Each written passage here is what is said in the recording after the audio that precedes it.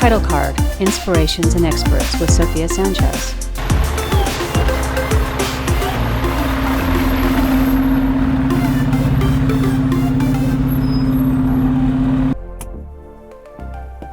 Sofia gets a behind-the-scenes fire safety tour from Truckee Meadows Fire Protection District Captain Eric Olsen. Hi. Hello. Sofia? That's my name. Hi. Eric Olsen. Nice to meet you. I'm a captain with Truckee Meadows Fire and Rescue Engine 32. That's nice. Nice to meet you. Nice to meet you too. And I heard you got your own fire truck, right? We do. This is Engine 32 from Washoe Valley. We've got a 3-person paramedic engine company.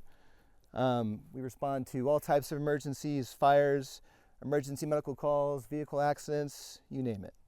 Wow. That is so cool. Yeah. Can I show you around? Yeah, please do. So there's 3 of us on here. We've got a captain, an engineer, and a firefighter paramedic. I ride up front. We've got all of our gear ready to go up here with us. Hey.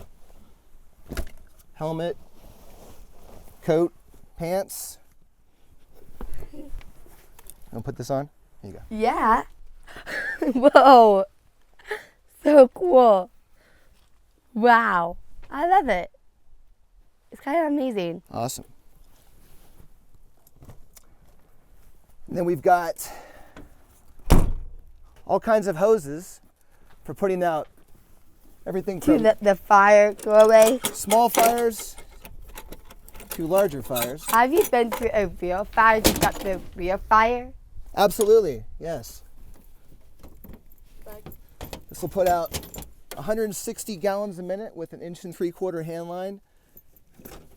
And then we've got 250 gallons a minute with a 2.5-inch, 200-foot hand line. Whoa. I love this.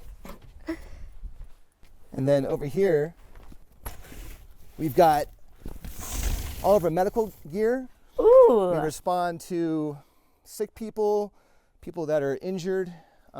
We have everything that the ambulance has and then some. So cardiac monitor, medical bag, airway bag for breathing problems.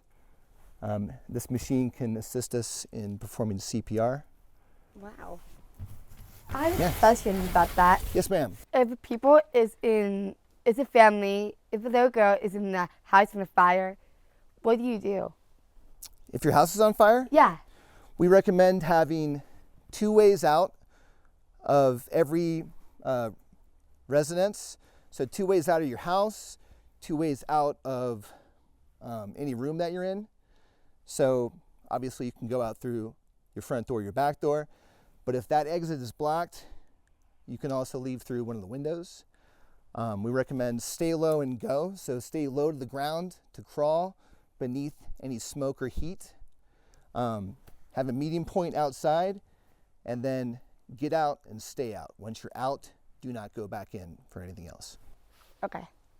Nice. That was my question. Good. So tell me about more about this. We've also got our regular firefighting tools here. Axes for forcible entry. We've also got extrication gear over here for vehicle accidents. So we have the jaws of life on this engine. These are hydraulic tools that can cut a car apart to rescue any people that are trapped inside vehicle accidents. Nice. Yep. And what is that over there? Pardon? What is that back there? Like there. Oh, we've got hoses in the back. Oh. 300 feet of hose here, of the same hose that's on the side, the 1.75-inch. And then we've got 1,000 feet of large diameter supply line to hook up to a fire hydrant to bring us all the water that we need if there's a fire. Wow. You got a lot of equipment. Sure do. So I'm going to I have one question. Yes. How does it feel becoming a firefighter? It's great. We love helping people and serving our community. And no day is the same. Every day is different. Nice. Do you want to come inside the house so you can hear me about more fire safety? Sure. Let's go. Yay! You know that you made me happy. Oh, good. This is the hallway. So starting Like over here, candles. If Yeah. you're going to have candles burning, never leave candles unattended. If you're going to leave the house, if you're going to bed, make sure you put them out. Okay? Yep. Always know 2 ways out of your house. So there's the back door in case there's a fire, or we can go out through the front door. Yep. Okay? Shall we go in the kitchen? Sure. Okay.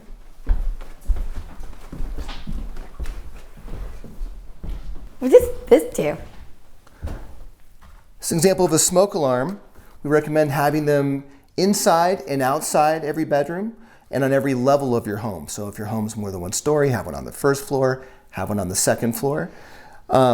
Change your batteries twice a year. So when you change your clocks, change your batteries. So spring forward, fall back, change your batteries. And then test it once a month by pushing this button right here. Listen for it to button? beep. Oh, either button. It says push to Oh, test. okay. Push to test. And they also have a 10-year shelf life on these. So after 10 years, it's time to get new ones. Moving on to the kitchen. We do have a lot of fires that start in the kitchen. So keep your kitchen clear of clutter around the stove.